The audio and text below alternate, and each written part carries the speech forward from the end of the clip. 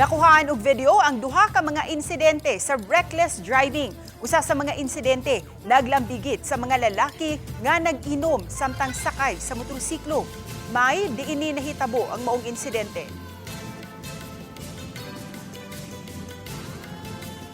Ses ang duha ka mga insidente pulos naglambigit og mga motorcycle rider ug pulos kini nahitabo sa Lapu Lapu City. Sa kuha sa dashcam sa netizen nga si Ana Ibarita Villaluz, makita kining usa ka motorcycle rider nga iyang nasundan sa may Marcelo Fernan Bridge nga tuyong giikis-ikis ang dinaganan sa iyang motorsiklo. Sa usa ka punto, gisirbatuhan ang maong motorcycle rider sa gikasugat nga sakyanan. Ni-aksyon kini og minor sa iyang pagpadagan apan pag-abot sa kurbadahong bahin sa Marcelo Fernan Bridge, subli na usab nga gipaikis-ikis ang dagan sa gimanehong motorsiklo. Ning puntuha, nalamba ang maong motorcycle rider. Apan pipila ka gutlo, ni barog ra usab kini.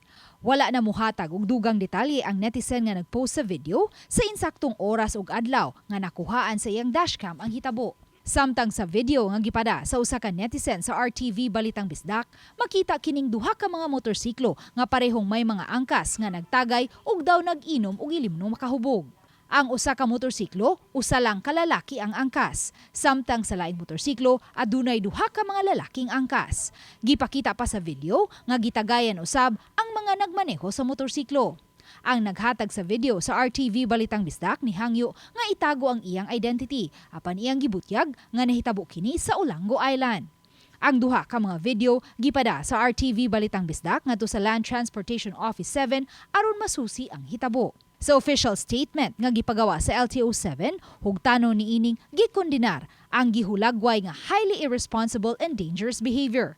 Ang maong binuhatan, matod sa LTO-7, way pagrespeto sa lagda sa trapiko nga nakahatag og dakong risgo sa nagmaneho ug sa publiko nga posibleng maangin unya kung may mahitabong disgrasya.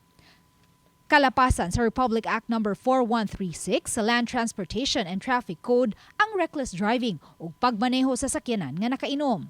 Kay nakita sa video nga wa mag-helmet ang maong mga motorista, matod sa LTO, kalapasan usab kini sa Republic Act 10054 kun Motorcycle Act of 2009. Subay niini, mamahimong ma-revoke ang lisensya sa maong mga motorista ug ma-impound ang ilang mga gisakyang motorsiklo.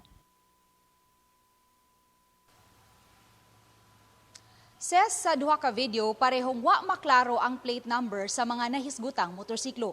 Subay niini nanawagan karon ang LTO-7 ngadto sa adunay mga kasayuran sa maong insidente sa pagpakig-coordinate kanila aron mapahamtangan og silot ang mga reckless driver. Ses? Dagang salamat, Luan Mayron Dina.